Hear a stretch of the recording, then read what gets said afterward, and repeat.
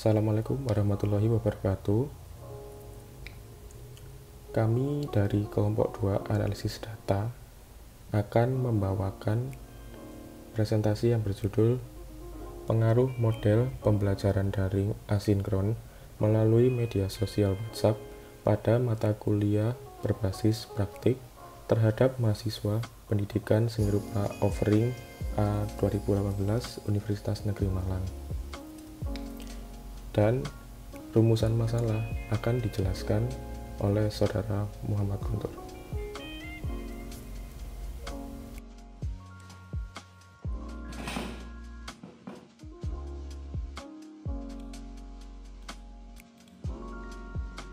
Terima kasih, saya Andi Muhammad Guntur.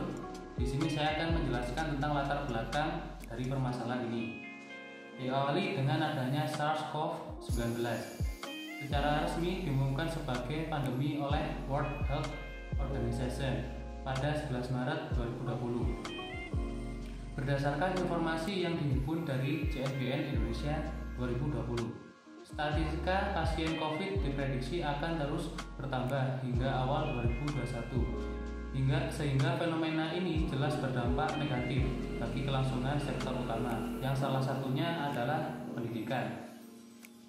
Peningkatan kompetensi akademik perguruan tinggi yang mewajibkan mahasiswa menempuh mata kuliah dengan praktek untuk mengasah hard skill, menemui kendala akibat keterbatasan ruang dan fasilitas. Beberapa dosen berupaya memfasilitasi mata kuliah berbasis praktek menggunakan WhatsApp, grup, maupun Google Class. Komunikasi dua arah pada program kuliah daring antara dosen dan mahasiswa akan semakin baik karena semakin banyak pilihan media komunikasi yang tersedia. Media komunikasi yang banyak memungkinkan dosen memberikan perkuliahan secara langsung melalui video conference atau rekaman. Tetapi hal ini mempunyai banyak masalah ketika mata kuliah praktek atau keterampilan dijalankan. Mahasiswa diminta melakukan praktikum secara mandiri, mengumpulkan video praktek mandiri, hanya diberikan contoh hasil praktek, mencari referensi untuk pembuatan barang praktek, bahkan terjadi penundaan atau peniadaan mata kuliah praktek. Bimbingan dan pendampingan pembelajaran yang dilakukan oleh tenaga pendidik kepada mahasiswa program studi Pendidikan Seni Rupa Offering A 2018 Universitas Negeri Malang dalam mata kuliah praktek dengan sistem daring asinkron mempunyai pengaruh yang signifikan, berbeda, dan memberikan imbas pada mahasiswa yang menjadi objek didik. Pada penelitian ini, kami mencoba memberikan uraian pengaruh bimbingan daring asinkron terhadap mata kuliah praktek yang dilakukan tenaga pendidik kepada mahasiswa program studi Pendidikan Seni Rupa Offering A 2018 Universitas Negeri Malang. Selanjutnya akan dilanjutkan oleh Edgar untuk menjelaskan rumusan masalah dan tujuan penelitian.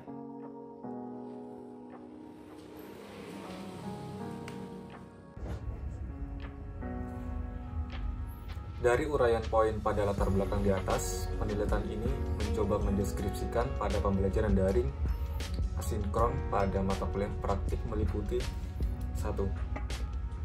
Bagaimana bentuk bimbingan pembelajaran yang dilakukan oleh tenaga pendidik kepada mahasiswa program studi Pendidikan Seni Rupa Offering A 2018 Universitas Negeri Malang dalam mata kuliah praktik dengan sistem daring asinkron.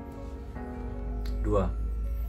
Bagaimana tahapan tenaga pendidik dalam mendampingi mahasiswa melakukan pembelajaran daring asinkron pada mahasiswa program studi Pendidikan Seni Rupa Offering A 2018 Universitas Negeri Malang. 3. Bagaimana pengaruh pembelajaran daring asinkron terhadap mata kuliah berbasis praktik pada mahasiswa program studi Pendidikan Seni Rupa Offering A 2018 Universitas Negeri Malang. Tujuan penelitian. Dalam menjawab 3 poin pokok pikiran pemajuan budaya yang menjadi tujuan desain produk ini adalah 1. Untuk mengetahui bentuk bimbingan pembelajaran yang dilakukan oleh tenaga pendidik kepada mahasiswa program studi pendidikan seni rupa Offering A 2018 Universitas Negeri Malang dalam mata kuliah praktik dengan sistem daring asinkron. 2. Untuk melihat tatapan tenaga pendidik dalam mendampingi mahasiswa melakukan pembelajaran daring asinkron kepada mahasiswa program studi pendidikan seni rupa Offering A 2018 Universitas Negeri Malang. 3. Untuk mengetahui pengaruh pembelajaran daring asinkron terhadap mata kuliah berbasis praktik pada mahasiswa program studi pendidikan seni rupa Offering A 2018 Universitas Negeri Malang.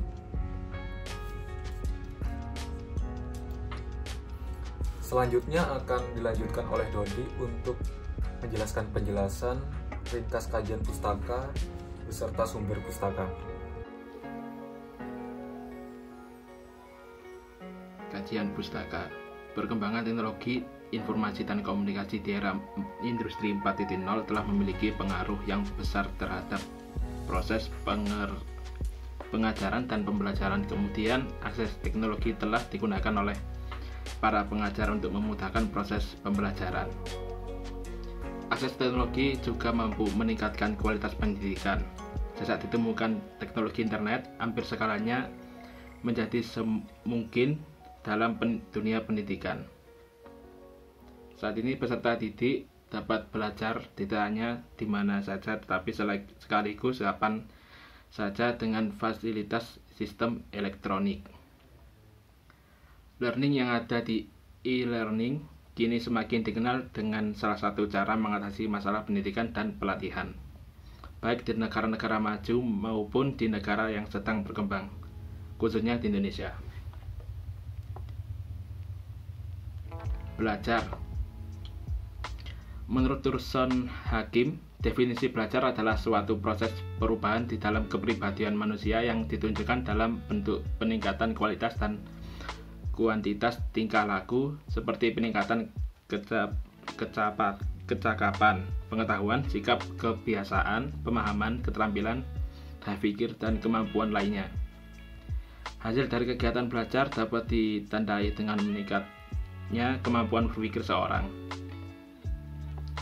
Jadi selain memiliki pengetahuan baru, proses belajar juga akan membuat kemampuan berpikir seseorang menjadi lebih baik.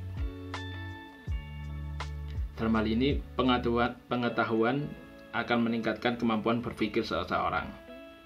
Dan begitu juga sebaliknya, kemampuan berpikir akan berkembang melalui ilmu pengetahuan yang dipelajari. Dan kata lain, pengetahuan dan kemampuan berpikir merupakan hal yang tidak dapat dipisahkan. E-learning. Banyak orang yang menggunakan istilah yang berbeda-beda untuk e-learning, namun pada prinsipnya e-learning adalah pembelajaran yang menggunakan jasa elektronik sebagai alat bantunya. Menurut Rosenberg, karakteristik e-learning merupakan bersifat jaringan yang membuatnya mampu memperbaiki secara cepat, menyimpan dan atau memunculkan kembali, mendistribusikan dan sharing pembelajaran dan informasi. Seperti yang disampaikan oleh Kit Gua dan Georgine dalam penelitiannya, telah menyatakan bahwa perkembangan teknologi memberikan perubahan terhadap pelaksanaan pengajaran dan pembelajaran. Teknologi informasi dapat diterima sebagai media dalam melakukan proses pendidikan, termasuk membantu proses belajar mengajar yang juga melibatkan pencarian referensi dan sumber informasi. E-learning telah mempersingkat waktu pembelajaran dan membuat biaya studi lebih ekonomis. E-learning mempermudah interaksi antara peserta didik dengan bahan atau materi pelajaran, peserta didik dengan guru, instruktur maupun sesama peserta didik. Peserta didik dapat saling berbagi informasi dan dapat mengakses bahan-bahan belajar setiap saat dan berulang-ulang. Dengan kondisi yang demikian itu, peserta didik dapat lebih menetapkan penguasaannya terhadap materi pembelajaran. Baiklah, selanjutnya ada ruang lingkup penelitian. Penelitian ini merupakan jenis penelitian deskriptif kuantitatif. Tujuan dari penelitian deskriptif ini adalah untuk membuat deskripsi, gambaran, lukisan secara sistematis, faktual dan akurat mengenai fakta, sifat serta hubungan antara berbagai fenomena yang diselidiki. Penelitian ini bertujuan untuk memberikan bukti empiris dampak pengaruh model pembelajaran daring asinkron pada mata kuliah berbasis praktik terhadap mahasiswa pendidikan seni rupa Offering A tahun 2018 di Universitas Negeri Malang. Penelitian ini mempunyai lingkup penelitian pada mata kuliah batik dan mata kuliah pahat ukir.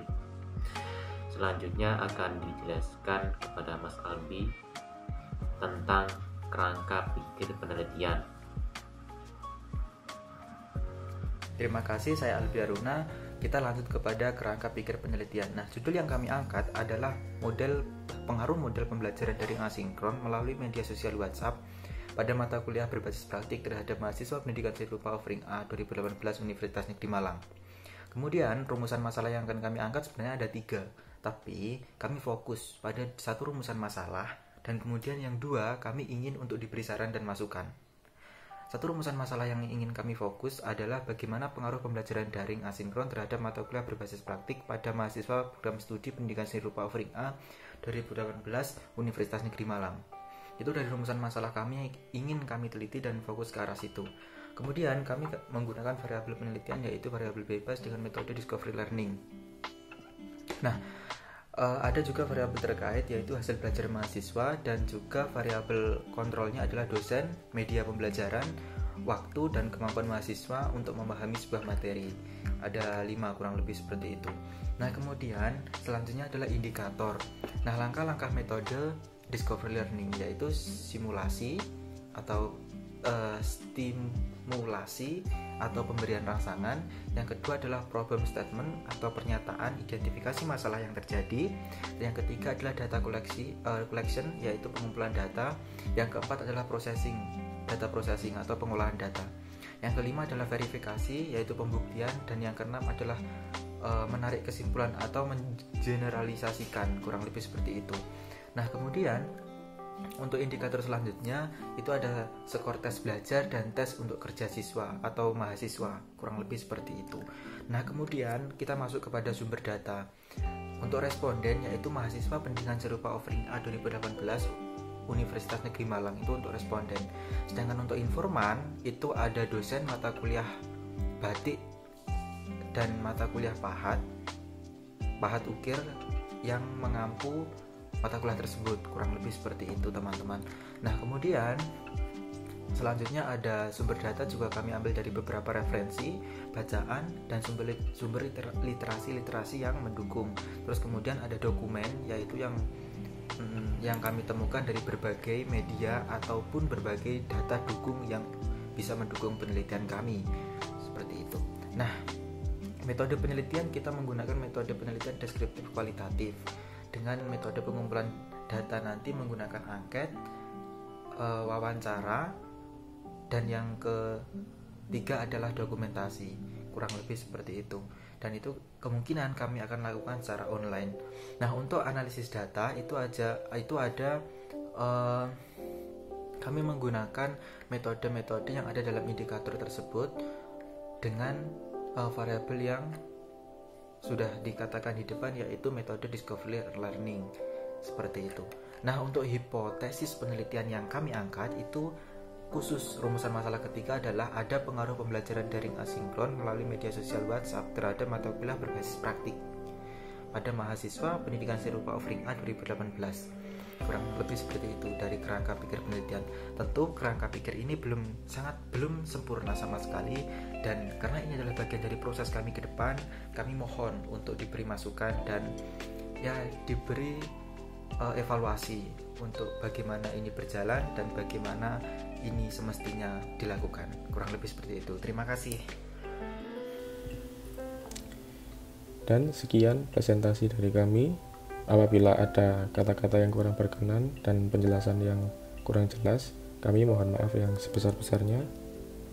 Akhir kata, wassalamualaikum warahmatullahi wabarakatuh.